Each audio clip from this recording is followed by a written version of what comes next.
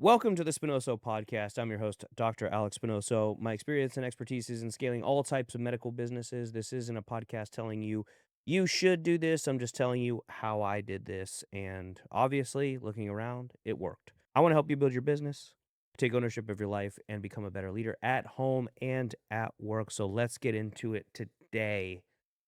As always, with my co-host, Miss Amanda May. Hey, good to be back. Today we're going to dive into the 5 rules that your dad taught you about life and leadership. Let's This do is it. going to be really great. All right, so what's this necklace that we're looking at here? This is like a die? Yeah. And by the way, I'm actually looking at her necklace, you like creepy fucks. I know there's a new like OnlyFans there's a new OnlyFans Instagram trend. I'm looking at you cuz you're a creepy fuck.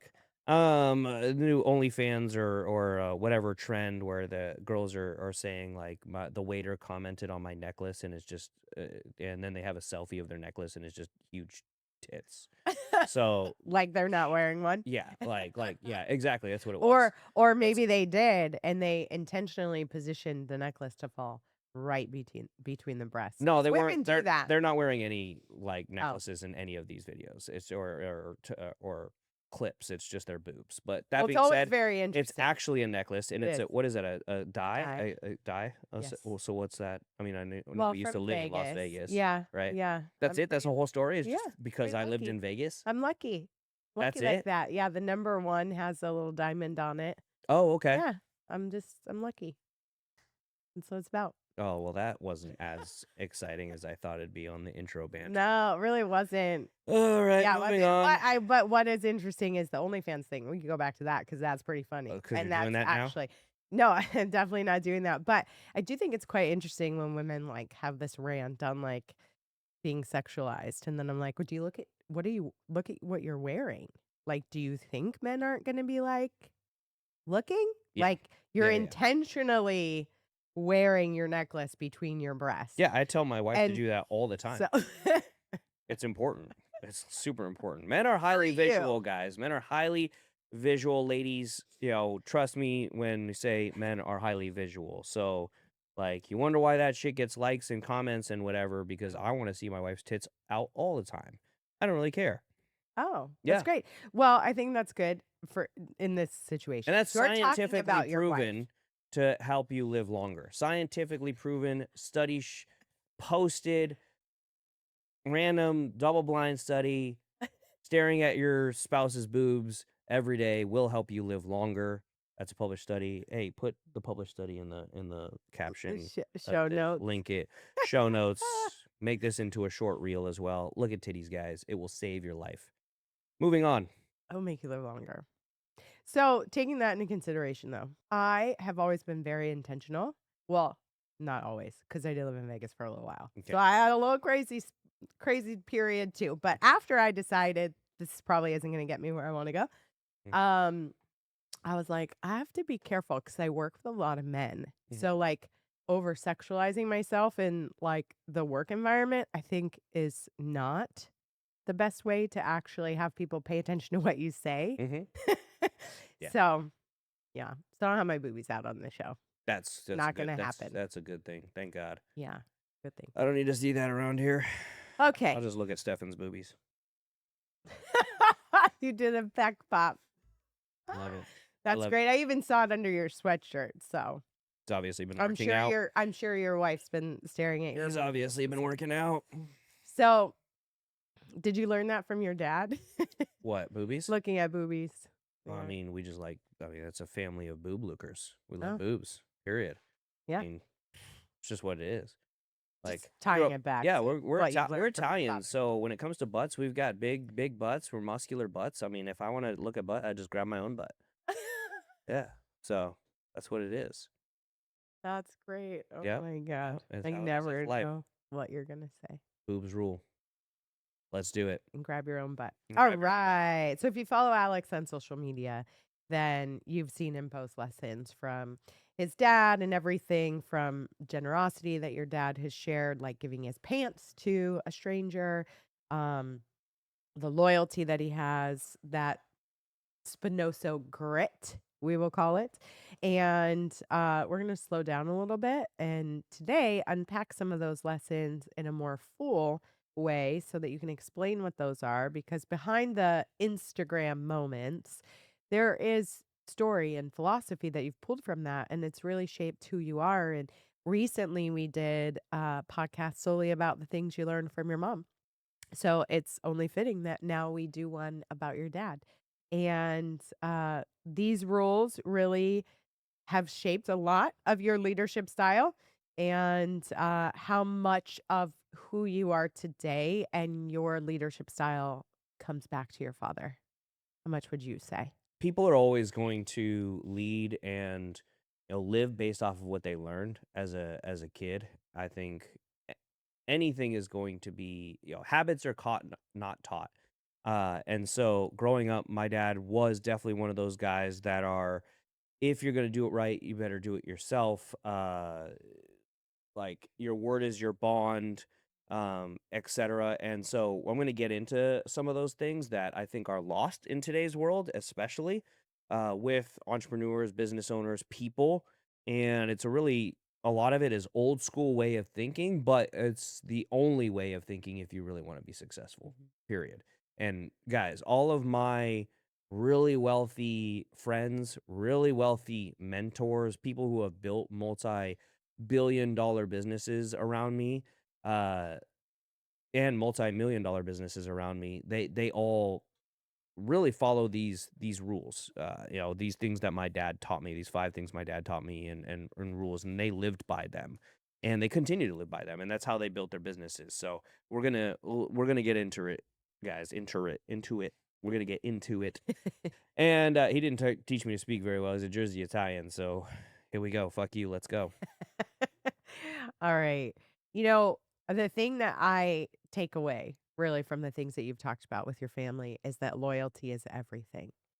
And that's such a big part of how you operate in business. So let's dive into that one first. There's 2 parts to this, and people are gonna say, "Well, if loyalty is everything, and I'm loyal to my friends, and I outgrow my friends, and I stop talking to them, that's not being loyal."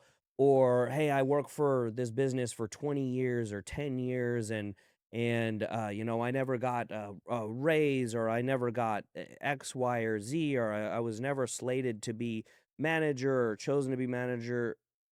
So let's just get this shit out of the way. Loyalty goes both ways, guys. So you could work for somebody for 15, 20 years and never get picked for management or improved because you're not worth it. You're not management level material.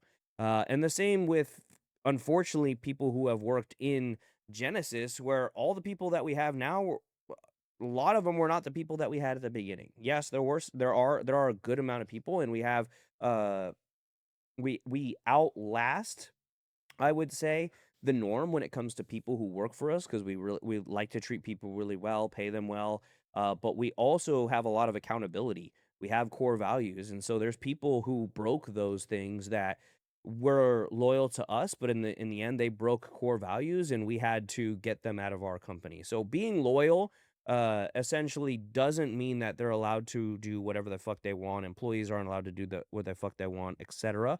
Being loyal means that there are a set of operating standards that people who work for you and you, if you are employing them, really need to follow.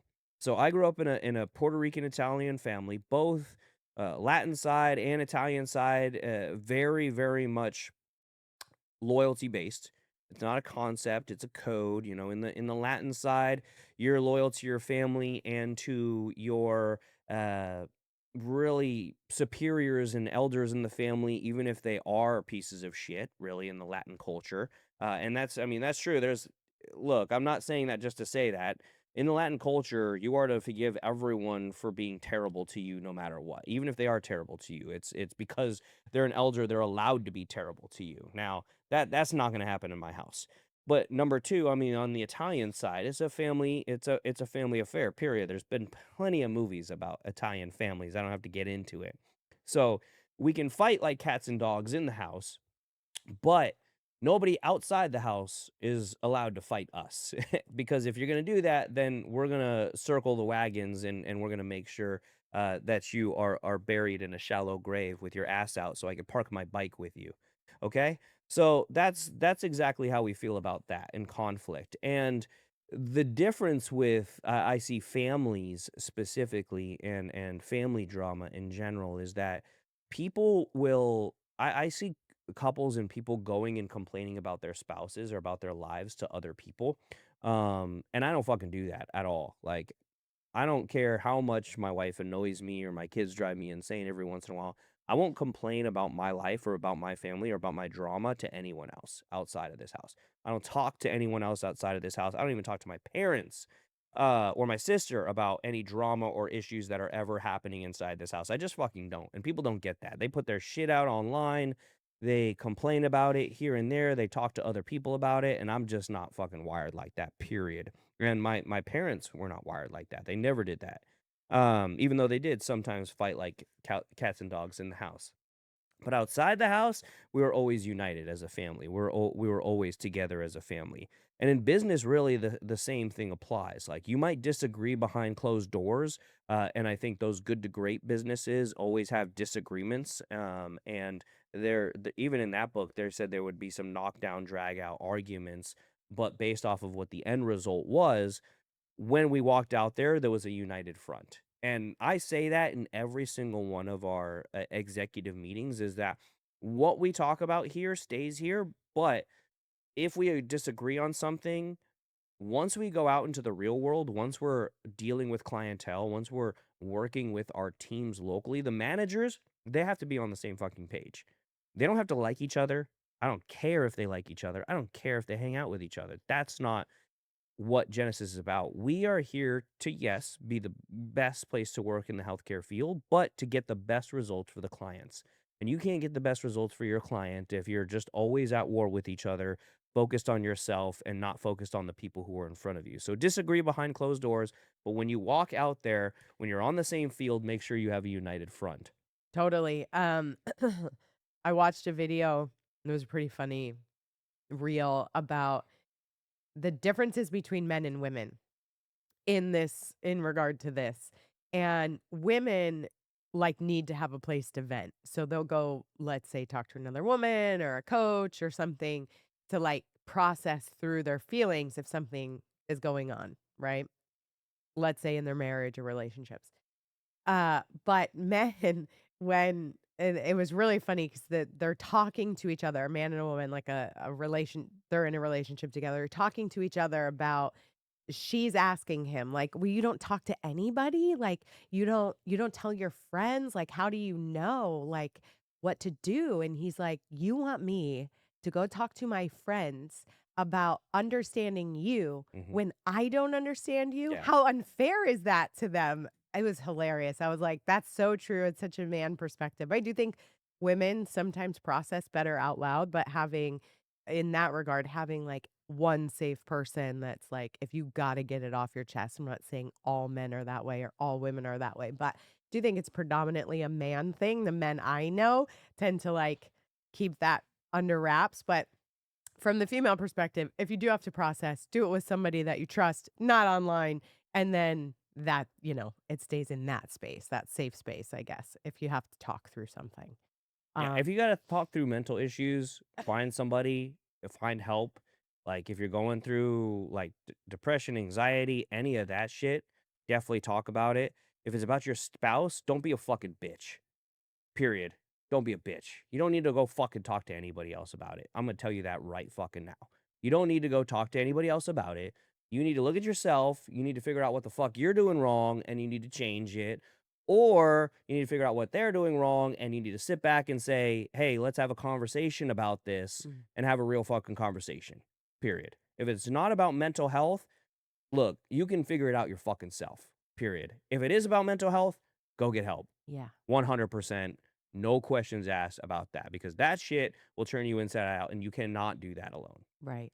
Period. 100%. But don't be complaining about your fucking spouse to people, dude, because all people are just going to have bias. If you talk to a friend, there's nobody who's going to be, I guarantee you, bless you. Thank you. I guarantee you there's going to be no one on earth who's a third party, completely unbiased person that you're gonna talk to about this stuff. You're gonna talk to your friend, they're gonna side with you. You're gonna talk to your parents, they're gonna side with you. You're gonna talk to anybody, they're going to naturally side with you because they're your friend. Period. I mean, there really isn't gonna be a third party on this, and if you talk to your spouse's friends, it's just gonna get worse. So, don't do that either. Like, I haven't done that, but just don't do that stuff. Like, you can figure it out. Be an adult. It's okay. Alright? Come on. Uh, That's how I grew up, right there in the house. Like, figure your own shit out. Nobody's coming to save you. If you complain all you want to people around you, guess what? Still gonna have the same problem because now everybody else just knows about your problems. That doesn't help anyone. yeah. How do you call someone out if they're kind of breaking that code that you talked about? When you have core values, some of your one of your core values should speak to loyalty, and that doesn't have to say loyalty.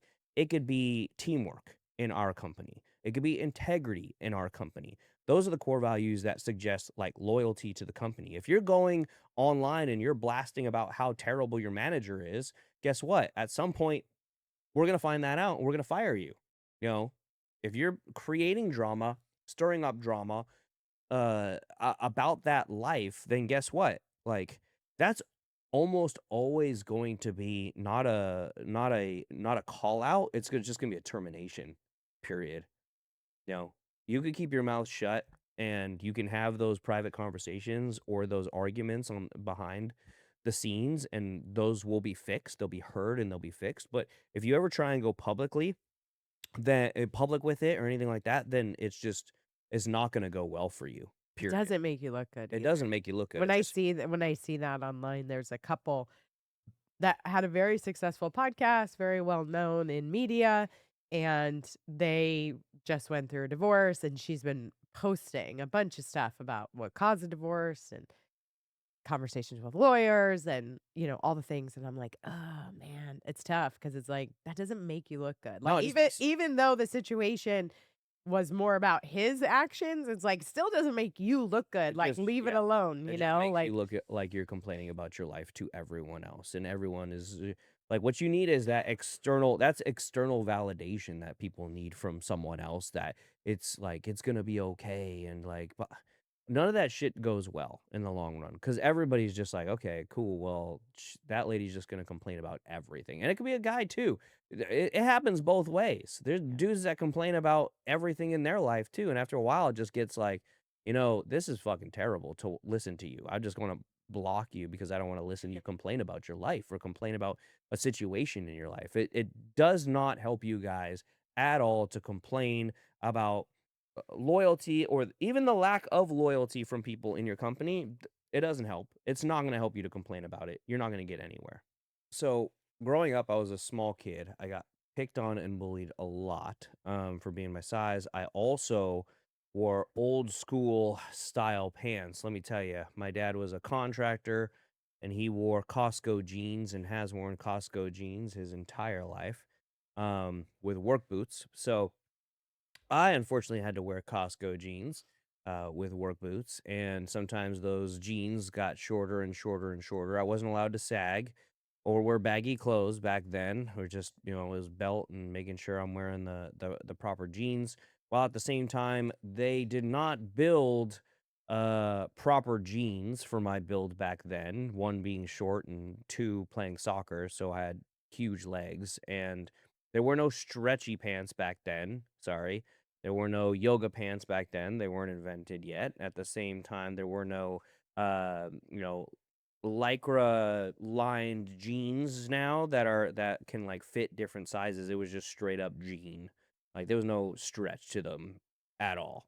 Straight up cowboy jeans. You ain't stretching fucking nothing in those unless you tear them. I also had to wear those. Yeah. So It was terrible. yeah, so straight up wearing those jeans, they were and because they got tight around my thighs, they would hike up, so I only not only had high waters, but I had straight up just tight ass jeans all day long, and if I wore shorts, jean shorts, which jorts back then were even worse because you couldn't sag, and I went to a Catholic private school, So the jeans shorts would ride up as well. So I just straight up had Daisy Dukes, letting my thighs out, old school style.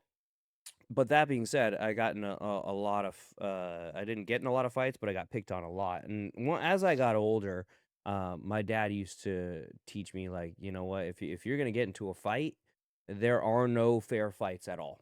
There's only fights won and there's fights lost. And that's it. That was like the lesson is nobody's gonna come and save you. There's no such thing as a fair fight, really. So these fights at school or anything like that, and really business and fights in real life, there isn't any concept of fighting dirty or anything like that. Sorry, business is war. Just and so were fights back then. It's war. So there's gonna be a winner and there's gonna be a loser. This isn't organized boxing or organized MMA. There aren't rules in life like there is in these organized fighting sports. So whatever you do, you don't control the playing field, you just control how resourceful you are and how relentless you absolutely are. So he used to tell me, if anybody wants to get in a fight with me, I am smaller, so make sure, and I all my strength is in my legs, so make sure I put my foot through their crotch, and when they drop to their knees, make sure I put my foot through their face. And then once that's done, run like fucking hell. So that's the way I was taught to fight. And it's the same in life. It's like if you're going to come after me, if you're going to come after my business, you better make sure you end it. Because if I get up, when I get up, you're fucking screwed. Period. Like I am going to make sure I end your life and your family's lives and your dog's life for making me go through the fact that I have to bury your family and your business. Like that's just how it is in life. And that's dude, And if you have that's a fish, it's good. It's if you done have the too. fish, I'm flushing him That's down. it. I'm setting him free. He's going to the ocean. But look, that's the way you have to be, guys. I'm sorry. That's competition. That's real life. There are fucking winners and there are fucking losers, and that's how it has to be in competition. That doesn't mean you can't be friendly in competition. That doesn't mean you're making shit up about your competition or anything like that, but competition is war, period. It's you're going to fight every single day to beat your competition. If your competition beats you, you're going to lose. And if you lose enough times, you're going to end up closing your business. And so that mindset that my dad had is it built the sense of ownership, and it really built that determination and grit. And that's why that's one of our core values in Genesis is determination. And later on, there's a great TED talk that talks about grit and the fact that grit in children is the most important indicator as to whether or not they will be successful later in life. What's that look like in Pure a grit. child? And well, she goes on to talk about it, and I can't remember the doctor's name. We can look it up, but she has a TED talk on grit, and perseverance and everything like that. But that talks that in a child that looks like them failing it over and over and over, and you supporting them through it and say, "Hey, we got to do it. Keep doing it. Keep trying. Keep working at it." It plays out in chores, like having daily chores, things to do, chores that they have to do throughout the week. It plays out in sports, in athletics. And the doctor is Angela. Well, I don't know if she's a doctor, but Angela Lee Duckworth. It's a great TED talk. You can watch it on YouTube, and but it plays out like that. So having the kids do things where they have to struggle, where they have to fight through things, having them be on sports teams and athletic teams where they have to struggle and fight through things, do physical activities where they have to struggle and fight through things. And that was a direct correlation. People who suffered early on, kids who had to fight early on, you know, get through things early on, lose early on, went on to be way more successful than those kids that had everything handed to them or didn't have struggle. Mm. And I think, man, I cannot remember the specific CEO's name or the specific, maybe it's an actor, but there was a great interview, and man, I'm gonna need to go find it. And he says, and I think he says this at a college ceremony where he's the speaker. He says straight up, I hope that you suffer. I hope that you go on to suffer because suffering is what will get you to the next level. Suffering is what will grow you to that next point. And again, it's the same with fighting. Fighting or getting through fights in general. And it was Jensen Huang from the Nvidia. Where he talks to Stanford graduates and he essentially says, you guys went to Stanford, you guys had the best schooling, you had the best thing, but the indicator of success is not that you guys had the best schooling or the best things. It was that you had to suffer. And you ask Elon Musk, he suffered through SpaceX and the rockets blowing up over and over and over. And you ask Joel, and he suffers through nights and weekends working, on his chips. And all the greats suffered through something significant in their company or in their life at some point. They suffered early on and it drove them, it turned them into something great. That's why you see so many people with a history of drug abuse or a history of jail time or all that bullshit, using that as a platform for their entrepreneurship journey and their growth because they suffered early on and they figured it out and they turned it around and they grew it into something excellent. So grit, that fighting is important, but remember, like, history only remembers winners, period. It only remembers winners. Nobody can tell me who got second place probably in 98% of the cases of sports dynasties, wars, history in general, and nobody's going to remember second place. They only remember the winners. How do you think that connects with like people who don't really become famous until they die? Because I recently saw that I believe it was Picasso. No, no, no. Well, he's one of them. Yeah. Yeah, he did. I think Van Gogh. Yeah, where he like none of his paintings became famous until he died, and then his sister-in-law actually started taking his artwork to shows, and what she would do is put the story behind it with the artwork. So people like the bedroom photo, which is like his bedroom that he painted, they saw the story about the fact it was like his first bed and it was what he could purchase for himself. But how does that work in the sense that like winners versus there are people that have become like wildly famous like after they die. They didn't have necessarily this fame or like fight the fight during life, but eventually they end up being super known for something. Hmm. Like how does that work? Cuz they didn't fight through life. Yeah. So like I have no idea. I'm not dead. No, I got no. I well, got you're no. I got creating no it fucking now. idea. So Most of those people are going against the status quo their entire lives and are so beyond what everyone is thinking at that time, even during their lifetime, that the rest of the world doesn't catch up to them until they die or years after they die. Not like it's not like they die and immediately they're like, "Oh, this famous person died." They usually die and then it takes decades for somebody to be recognized as a creative genius at the time. yeah, so this goes back So, to our previous podcast we recorded about marketing. So yeah, you gotta learn how to market yourself. That way when you're fighting the fight, you are winning yeah, in the public eye. absolutely. What is like this whole fair fight type of thing even mean in entrepreneurship? Like when people are talking about that, like what do you think they even mean by I don't know.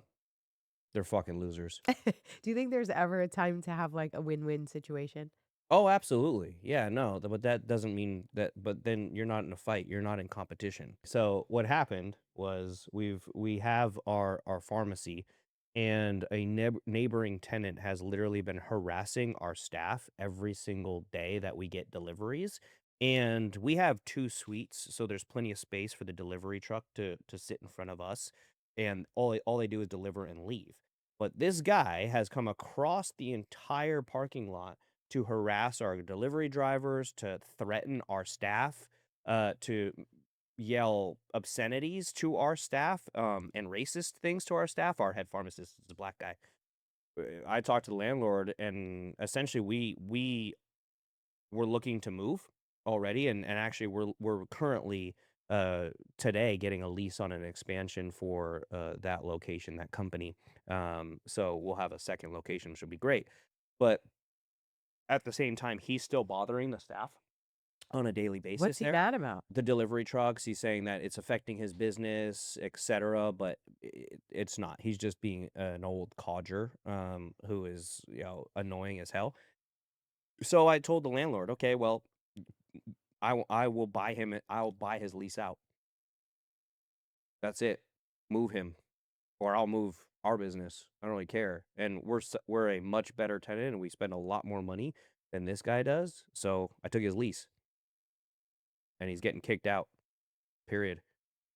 Don't fuck with me. There are no fair fights, only fights won and lost. Simple as that. And he brought it to our door first because what he did, and that was another lesson. I don't think I have this in here, but the other lesson is my dad said always let the other person swing first. And once they swing, then that is your permission to end everything. And he swung first by he reported our company to the city saying that we were doing illegal activities as well as we were a storage center for some sort of business because we have our shipping for the pharmacy right next door, Yeah. and there's a door in between so that we can again easily ship. It's all one company, it's all one business. So the city came out and said that at the beginning they started to cause issues because this guy had randomly reported that we were operating two different companies, two different businesses, and we were storing things in the second suite, which obviously was a pure lie. So he swung first, but Yeah. I decided to end the fight. And that's how we do things. Period. Yeah. That's how we do things. So, yeah, there are no fair fights, only fights won and lost. And if they're going to come at you, then you better make sure you end that fight as quickly as you possibly can, as harshly as you possibly can, so that they remember for the rest of their lives not to do that to you. Period. There you go. Mhm. That's what I think of fair fighting. Yep. Yep. So that takes us to, I mean, all of that. It's funny how life lines up for you, and that was great.